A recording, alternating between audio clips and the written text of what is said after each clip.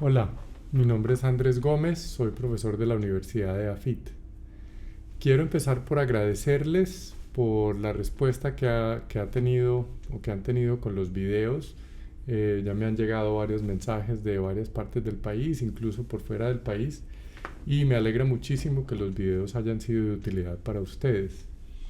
El video de hoy es precisamente en respuesta a una de las preguntas que me hicieron Santiago del Eje Cafetero, quien está teniendo algunos problemas con una sonata de Beethoven.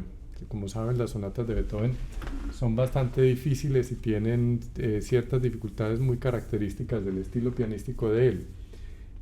Entonces quiero hablar un poquitico sobre algunas estrategias de cómo yo me aproximaría al pasaje y espero que sean de utilidad para Santiago y para ustedes, porque las estrategias se aplican para, para cosas en general.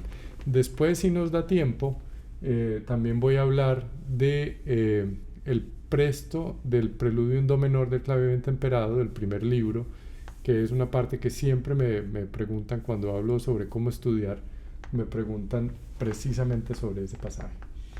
Bueno, la primera consideración a tener en cuenta es que cuando estamos estudiando, estamos ingresando información al cerebro. Yo hablo mucho de esa separación entre el cerebro y nosotros, porque nos quita un poquito ese estrés, como de yo no puedo hacer las cosas. En lugar de eso es el cerebro mío no ha podido comprender la información.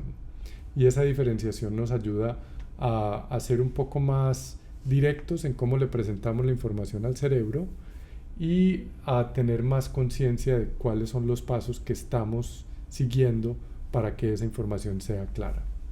Bueno, entonces el pasaje, a propósito, no lo miré mucho, miré de qué se trataba y planeé algunas estrategias, pero para que no sea como que, pero es que usted ya se la sabe, entonces le sale.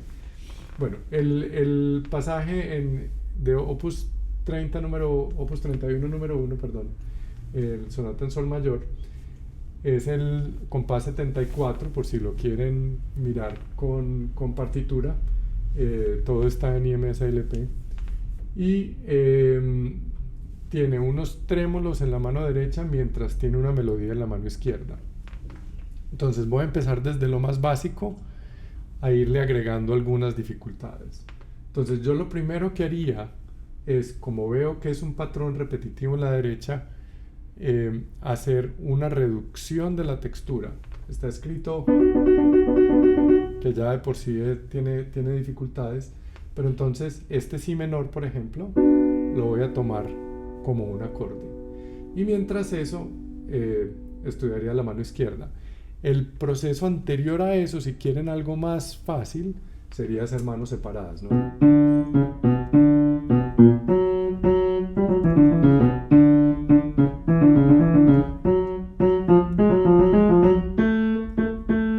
¿Sí?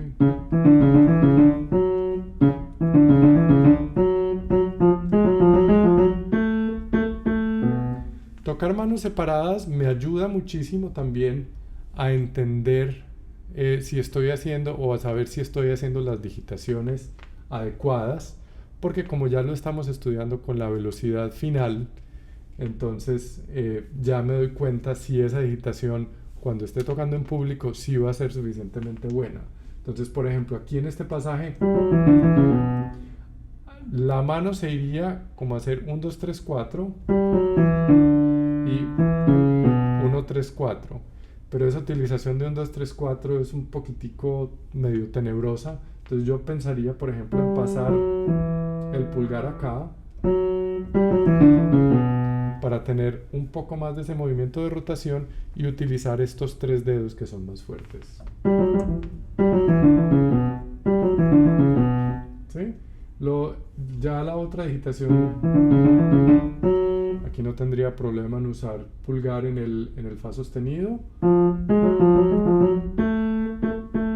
y eso ya nos resuelve la parte de la digitación de la mano izquierda. Paso seguido las apuntaría para estudiar siempre con la misma digitación. Eso es muy importante, que la digitación que ponen al principio o que pongan las digitaciones al principio y que estudien con esa digitación. ¿Por qué? Estamos hablando otra vez del entrenamiento cerebral. Si cada vez que estudian con una digitación distinta, el cerebro no va a saber cuál es el hábito real que quieren aprender. Entonces les va a tomar más tiempo. Paciencia. Si se toman el tiempo de hacerlo al principio, les va a ahorrar muchísimo tiempo al final. Créame que yo lo he experimentado en carne propia. Bueno, lo próximo sería entonces mirar cuáles son las digitaciones o cuáles son los patrones de la mano derecha. Entonces yo lo haría simplemente haciendo la reducción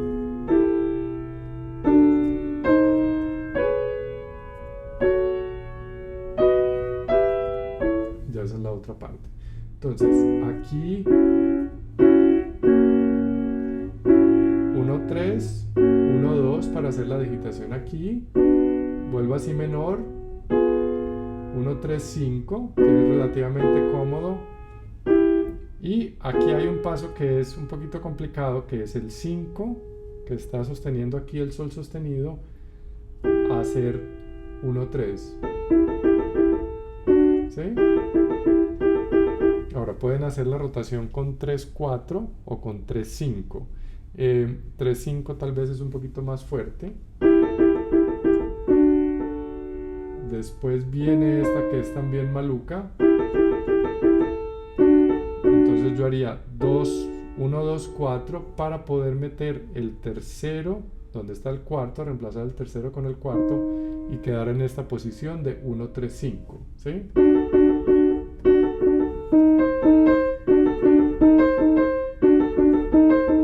Sí, por ahí derecho me ayuda la repetición de la nota. Y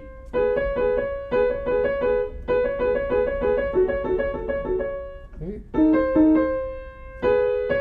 3, 1, 3, que puede ser 1, 3, 4 o 1, 3, 5, dependiendo de la mano. Hay unas que son más cómodas, y mano chiquita seguramente el 5 es más cómodo. Y 1, 3 y 1, 2. Entonces ya ahí tengo definidas más o menos las digitaciones. El próximo paso que haría entonces sería estudiar con el mapa de los acordes de la derecha y la izquierda, y despacio.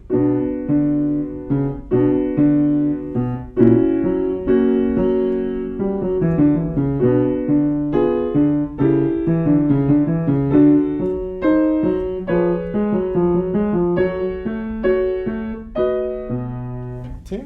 Ya eso me da una idea más clara de todo. Esto lo haría obviamente varias veces para que quede más claro. Una vez haciendo eso varias veces, que ya empiece uno a memorizar, mirar también la armonía, ¿cierto? Si menor, fa sostenido dominante, una interdominante a llegar a la re mayor, ¿sí? Do sostenido mayor, que es quinto de fa sostenido, y llegamos a fa sostenido menor, ¿sí? Hacer la vocalización de esas armonías nos ayuda. Cuando nosotros decimos las cosas, el cerebro hace un proceso distinto. Así como cuando escribimos las cosas a mano, el cerebro hace unas conexiones distintas, y eso nos ayuda muchísimo a memorizar. Bueno, ya una vez habiendo hecho el mapa y todo esto de las armonías, ya me iría a hacer, como el patrón cambia generalmente cada negra, cada pulso, entonces haría ese patrón de 3 notas con cada pulso, algo como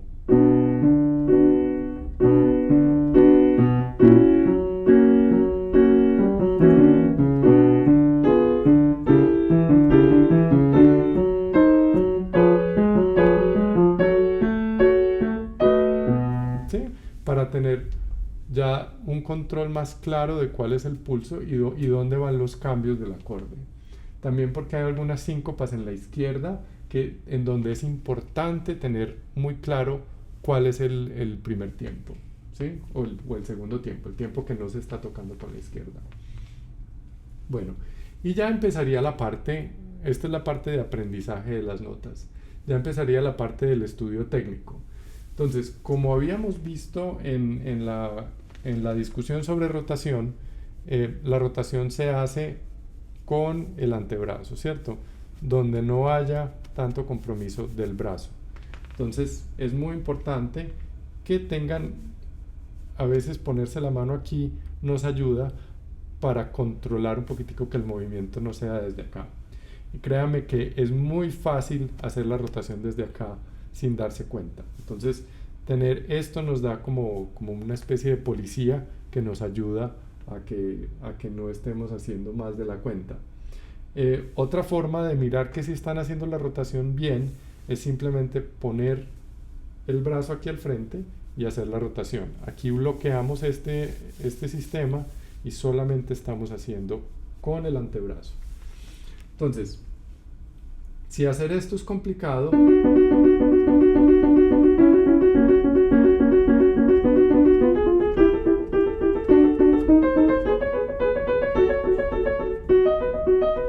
¿sí? Si hacer eso es complicado, entonces podemos hacer algunos ejercicios preparatorios. Como es una tercera, que esto es generalmente lo que hace Beethoven, que lo hace muy complicado, es una tercera con una nota acá, entonces yo haría las notas aparte. Entonces empieza una quinta,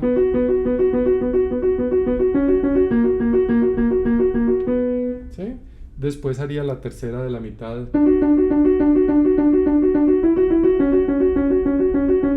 siempre con la misma digitación, pero buscando que la mano esté muy suelta. Ahora, otra cosa que nos puede ayudar a tener más claridad sobre ese movimiento de rotación es si toman el acorde, ¿cierto? De si menor, por ejemplo, y sienten como la mano descansa hacia la parte externa. Entonces pueden dejar la nota pegada.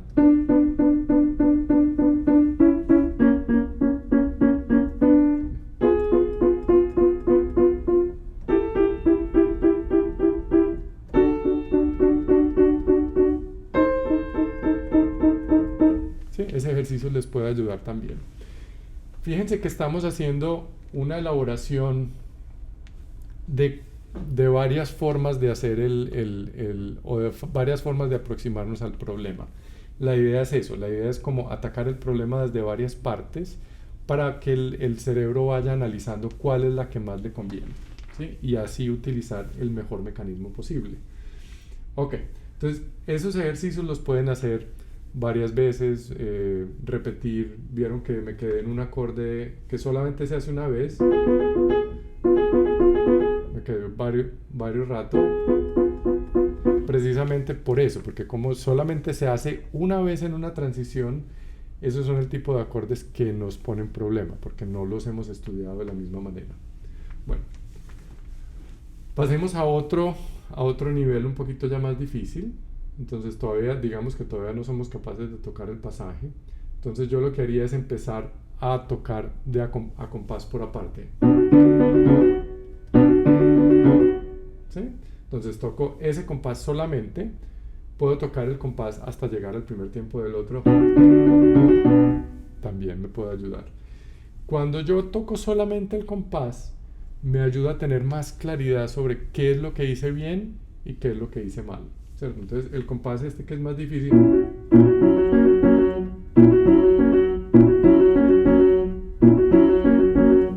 ¿sí? Ese me ayuda a tener más control de que si esté tocando el pulgar de la izquierda, el fa sostenido, con el acorde, ¿sí? Bueno, y así nos podemos ir. Después podemos juntar dos compases.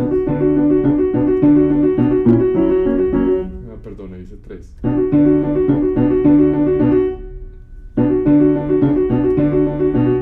Y después.